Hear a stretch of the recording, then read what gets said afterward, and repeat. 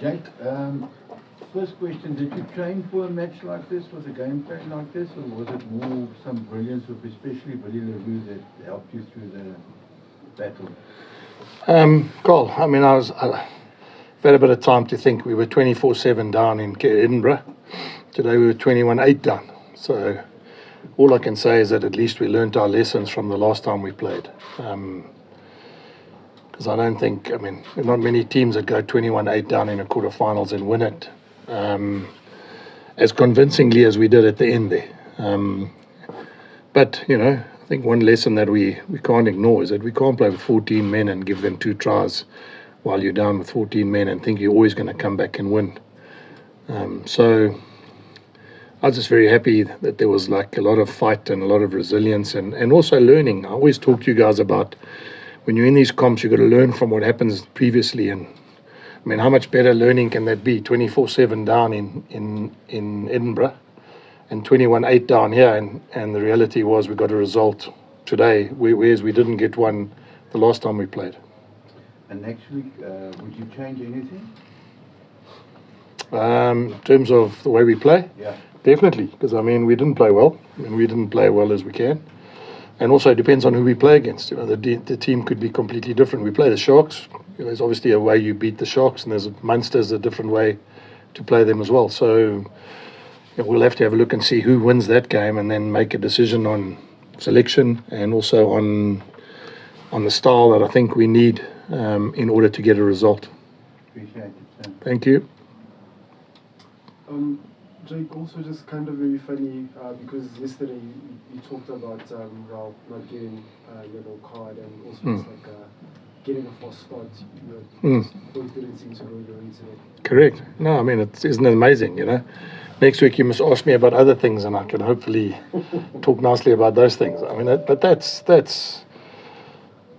why I said there's no guarantee, guys. I mean, there's knockout games and you get to certain games and, you know, I think the expectation is people think that, you know, the team that finishes 7th should automatically lose to the team that finishes 2nd. But this comp is so tight. I mean, Leinster lost to the Scarlets in the pool games. They lost to us. As I came here, I saw the scores 12-7. So, I mean, it's not even one-way traffic in Leinster with Scarlets. So we're obviously very, very happy with that result. Happy the way that we came back from 21-8 down. Happy that we had learnt our lessons from the last time we played them.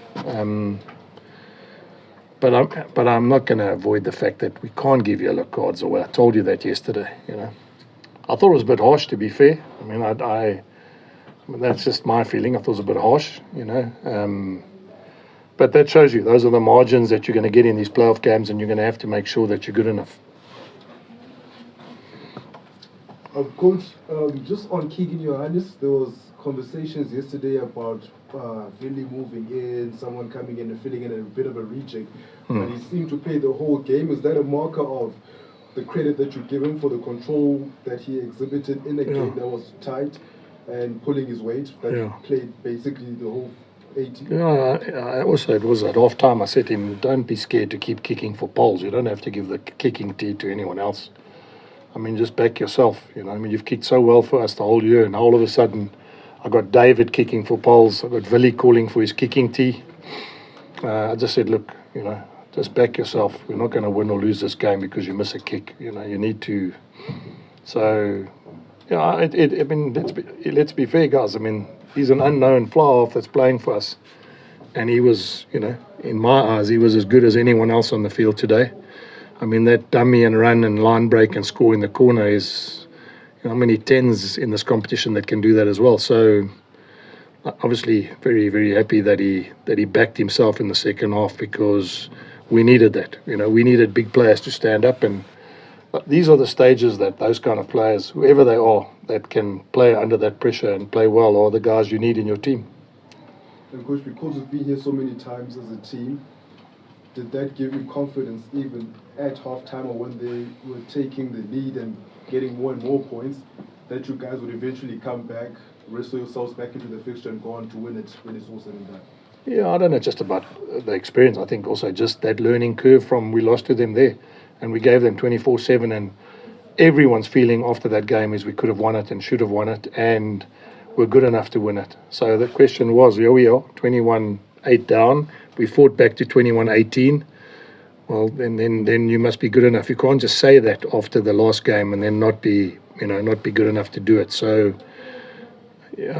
knockout games, guys, whether you win by 1 point, whether you win by 10 points, that's what it's about. So the way we found a way in the last 10 and the first 10 of the second half to actually change the game, because we were dead. 21-8, we were dead. Is obviously, as a coach, you can only take the positives out of that. Jake, you mentioned yesterday that the loss against Edinburgh in the Challenge Cup quarterfinal was a bit of a blessing because you wouldn't be overconfident today. Looking forward now, Sharks and Munster, you've also lost to them this season. We obviously don't know who it's going to be next weekend, but are you going to use the same kind of strategy?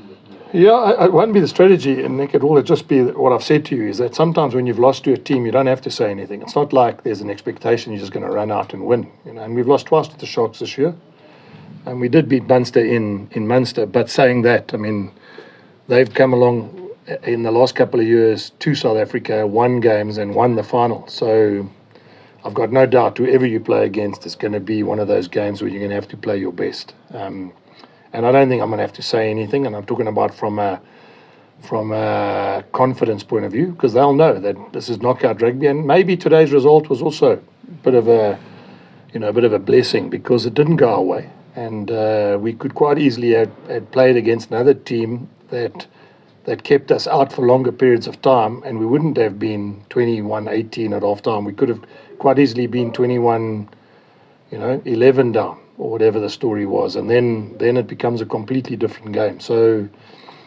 but I know it's a cliche, Nick, but whatever happened today is irrelevant now. Now it's finished. There's 2 games left, and whoever we play, there needs to be a reboot on what we need to do to get a result.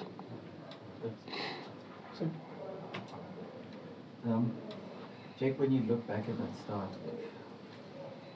it's difficult, obviously, but what do you put it down to? Why did you reckon? Yeah, probably because you asked me that question yesterday, Sim, and I wasn't sure if you guys were hoping that it would go the other way, tongue in cheek, Sim. I mean, you asked me, how do you get a good start? Sean says he wants a good start, and he got a good start, I mean, but the margins are small, guys, because if you remember correctly, we were on our way to score, and Marcel made a pass, we knocked it on. Just before half-time, Ambrose got tackled from behind, lost the ball. I mean, that quite easily have been the other way around, where we get a good start and score as well. We were on their trial line at the beginning of the game, and we didn't finish. So, Sean wanted a quick start, and he got it. And I'm just very thankful that even with a quick start, we won. I mean, there were 21 points to 8 up, and the final score was 40-something, 33, I think. That means if you work it out, from 8 to 30 to 40 something is a lot more rugby that we played in that block than they played, and that will obviously be pleasing for us as a group. And that third quarter is pretty much where you guys won. Yeah. Pretty much where you guys won the game. With Yeah. 3 try burst. What do you attribute that to? Yeah. Well, maybe it was altitude.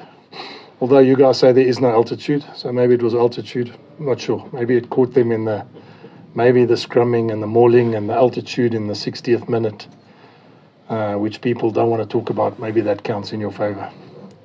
And the last thing, thought is a tricky question. Do you have a preference at the semi-final? Yeah, I do have a preference.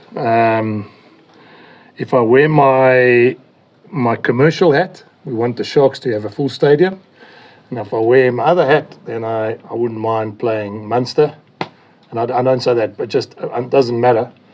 But I just said to someone, if you work in the marketing department and you want to sell the stadium out and all the Shark supporters will come, well, then you'll want one opposition, and if, the other way around. So I suppose I'm talking myself in a corner, Sim, because what I'm saying is there is no, you need to beat whoever comes here next week if you think you're good enough to win the competition. And that was something I said to them today before the game, is if you think you're good enough to win this comp, then you've got to be good enough to beat Edinburgh at home.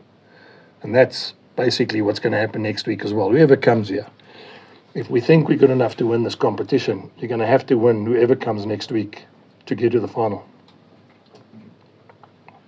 Coach, just to follow up on what Sam has asked, what is the communication down to the field when the team is so far behind? What was said to motivate them and get them back? Yeah, a couple of choice words, which obviously won't be able to tell you on national TV. But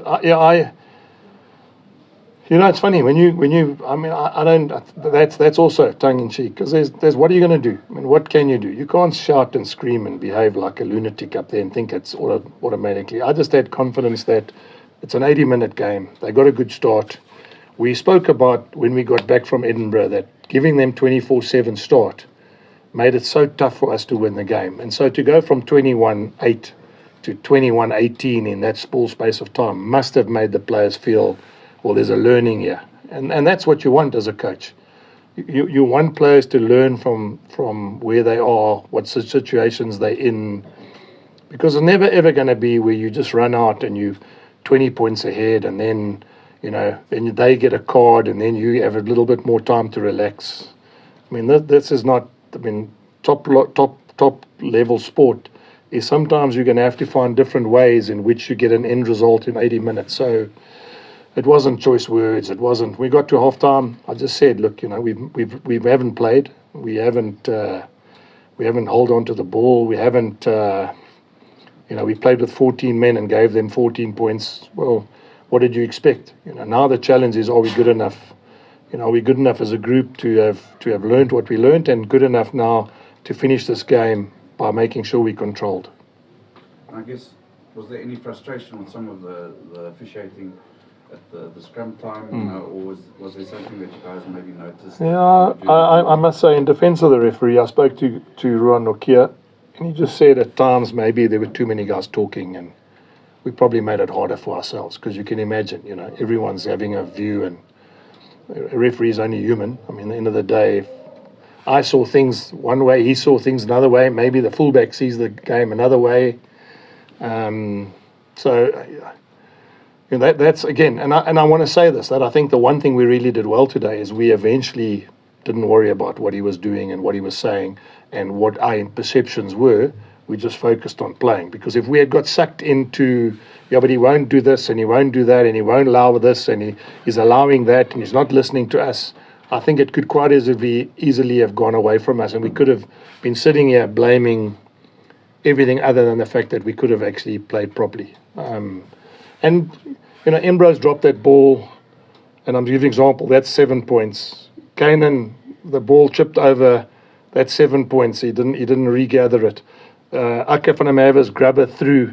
I mean, that's try time. We didn't get there, so we can't then look at the officiating and go. There were times that I think that he could have looked at things differently.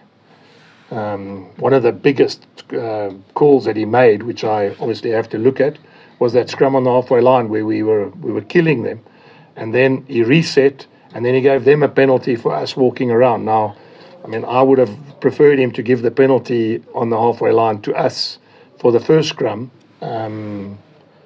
but you're not always going to get the calls you want. Jake, you've often spoken about the impact your box have. It became pretty clear from that 21-8 down, you needed your box men to stand up. Just talk us through the kind of impacts that Valiero and Kanan Moon in particular had in shaping the game towards in the first half. Yeah, and also, Marco van Staden. Which club in the world has got a World Cup winner other than Leinster got a double World Cup winner? But there are not many clubs that can put a guy like Marco on for Marcel. And Aka on for Grobbies.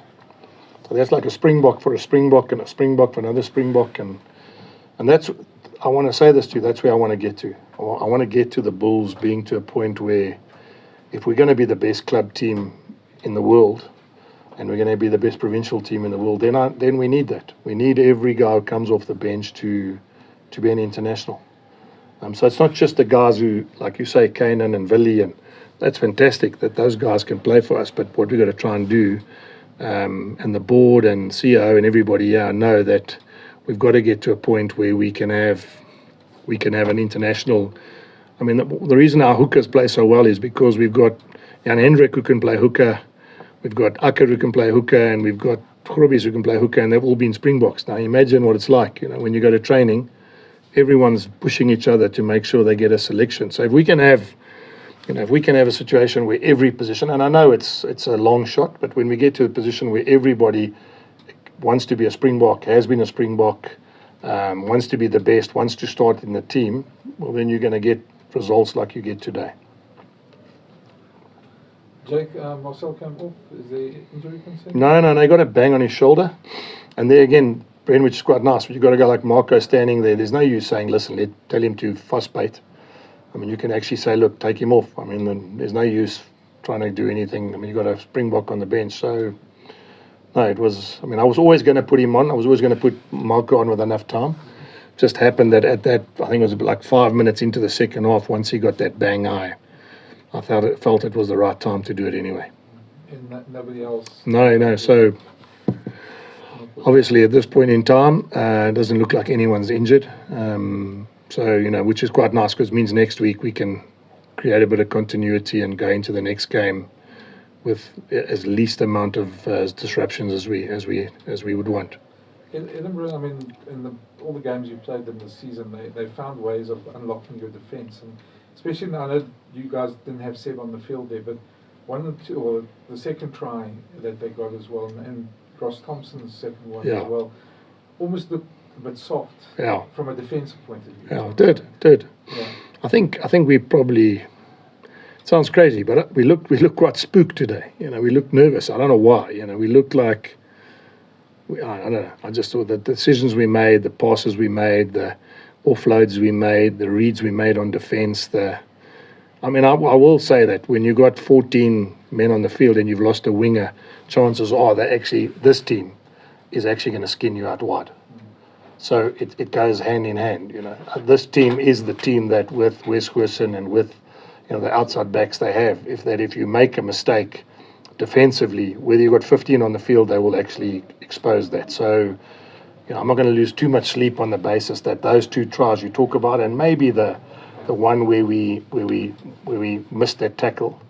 If you remember correctly, just before that, I think Keegan Johannes missed a tackle and the guy pulled his foot out of.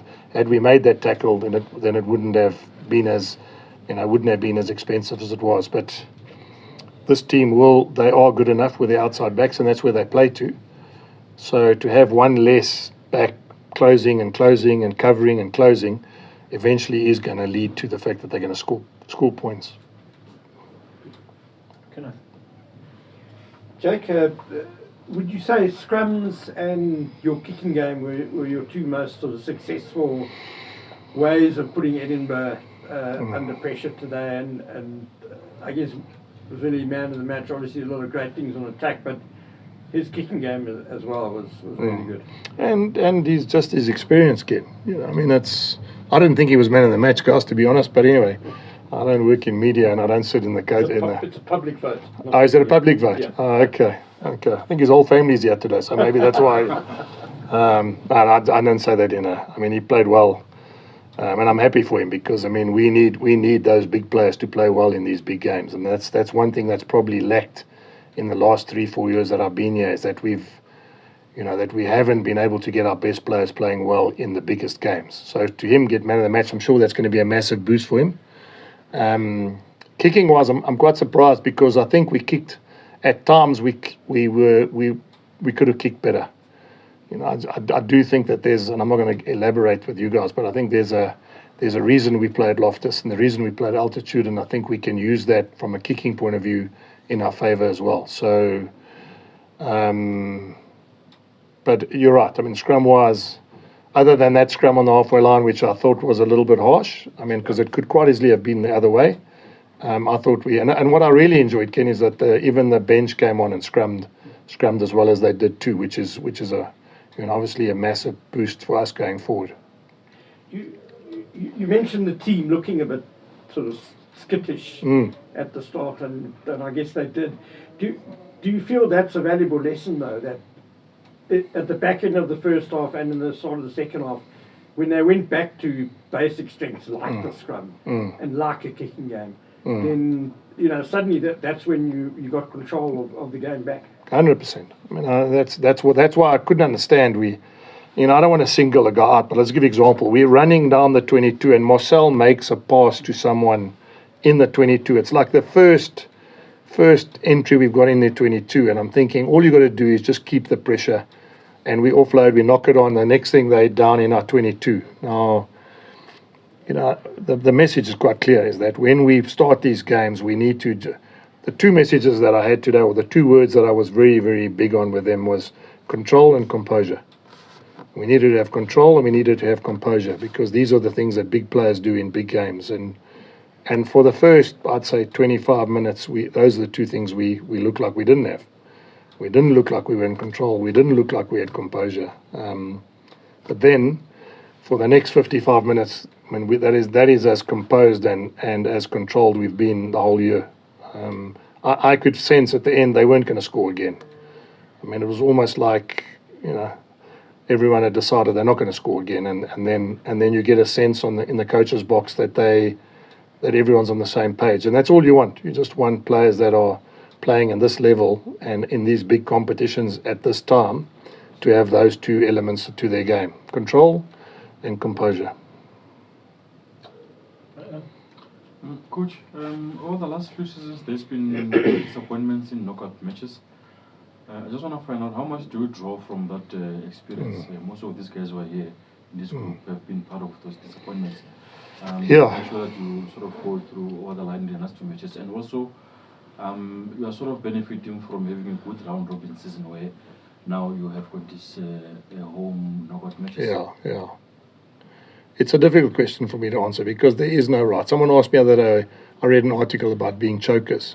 You know, I've got a full-time psychologist that works with our team. You know, so what more can you give a team if the label is you're a choker, or the perception is you're a choker? What you want as a coach is you want to make sure that when they get these opportunities to be in these big games, that they learn all the things that didn't work and all the things that did work. You know, I said to you the other day when I was with the media, if you tell the guy, careful the water on the left-hand side in a golf hole, chances are he hits it in the water. So it's one of those things I don't think you need to talk about it. I think that you need to encourage the other side. Where we were, what we've done, who we've played against, why we didn't pull it through, what we were good at. That's the way I'm seeing it now. We want to play in the final and we want to win the final. And whatever we've learned along the way, even myself included, some asked me the other day about, look today, the bench is different. Today we finished strong. Today our scrum was stronger in the second half than it was in the second half of other games in the last 4 years. So that's why when I say to Sim, sometimes it's me. Sometimes I need to look at, what did we do? Who came on? When did he play? How much time did he get? Who did he play with? And I'm happy that after 4 years, I'm happy to put reserves on. I'm happy to put another front row on. I'm happy to give confidence to a guy like Keegan Johannes, who's run at 10 and will continue to kick for goal, even though he feels as though he's not striking it properly. So I suppose what I'm trying to say to you is, in a roundabout way, is we don't want to talk about that. What happened in the past, it's irrelevant, other than the fact that it's got to help you. It doesn't matter, and we will. Next week we're in the semi-final again, and that means everything we need to do this week of what we did in that semi-final. We beat Leinster away in the semi-final. Yeah, we beat Leinster away in the semi-final there. Maybe the semi-finals have been the best weeks in the years that I've been coaching, and maybe that's something we just got to go and find what worked and then make sure that becomes the best week again, because then we'll get the same result. But it isn't something that we talk about. It's like funny, when you coach, you don't want to use words like, lose and remember this, and because I think that brings all the negativity to the thought process instead of the positivity, which is we're in the semi-final.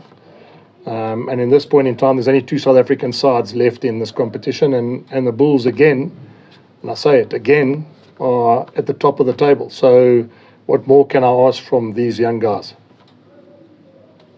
Coach Jake, just looking at obviously your conversations this week, you spoke a lot about the Bulls getting back to the old days and the set piece and the dominance in that.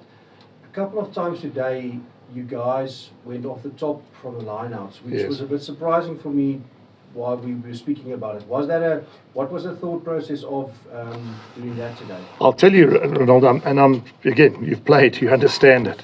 If you're not going to get love for mauling, and you're not going to get penalties for sacking late, well, then you need to play away from there. And there were times where I thought we were running with them with the maul and the thing collapsed and it was sacking. Again, now that's fine. It just means that as a player and as a group, you've got to go, right, if we don't get love here, we need to find love somewhere else. And that's what I quite enjoyed, is that we went from what we were good at and what we thought we could do into, we wouldn't have done that 3 years ago. We would have carried on mauling, kept moaning, kept saying the referee's not rewarding us, kept making a reason why we can't get the ball out of that first breakdown. So it wasn't. I think it's something that we've spoken about over 4 years. Is you've got to go into a game with an idea and a plan, and if that doesn't work, you've got to find another way. You cannot be dumb enough just to think that you're eventually going to get what you think you're going to get. And yeah, I mean, one of the greatest moves we did today was the one where we went off the top and David went around on the outside. I think Kane and to David back into Ambrose. That would have been one of the tries of the year. And that was catching them on the basis they thought we were going to maul. So, yeah, it's we're going to have to find other ways. I mean, even in the 22, I'm sure you noticed we went off the top and went straight to Harold because teams are expecting us to maul 5 yards out, And so that variation, we know when we defend that it's much tougher to defend when a team does different things than just put their heads down and maul. And then obviously, we spoke about it, obviously the individual player brilliance. In the season, the Bulls were obviously winning every game and they were kind of a massive team performance. But do you think your stars are getting aligned with your plan and what all the different pieces you put together and players now starting to become that like where they were a couple of years ago? It's funny. Henning said to me the one thing he feels more now than any other time since we've been together is that the seniors are taking charge. And it's funny that you mentioned that. And what he means by that is the senior players, I mean, Willie is now man of the match in a quarterfinal. I'm just using an example. We've had games where our decision makers and our senior players have played their worst in the playoff games. We've had that. So maybe this is another way of whatever it's worked, and I'm talking about whether it's Henning working with them mentally, whether it's the group growing, whether it's the combinations that we've kept together or changed, is helping. I mean, that's what you need. In the big games, you need the best players to stand up and play their best rugby. That's just how rugby works, guys. World Cup final 2007, Victor Matfield, man of the match. World Cup 2019, Dwayne Vermeulen, man of the match. Sometimes the senior statesmen are the ones that play their best in those biggest games. And when Willie wins man of the match in a quarterfinal, and I know I was joking when I said to you, but that's what do you think that means for the rest of the group? It means that there's ownership to your role now as a senior player, and that can only have a domino effect on everyone in the group. So you're right. It is exactly that. Is that we have changed in the last 4 years, where our senior players are now the ones that are setting the tone and the performances for us as a group. Thank you. Recording stopped.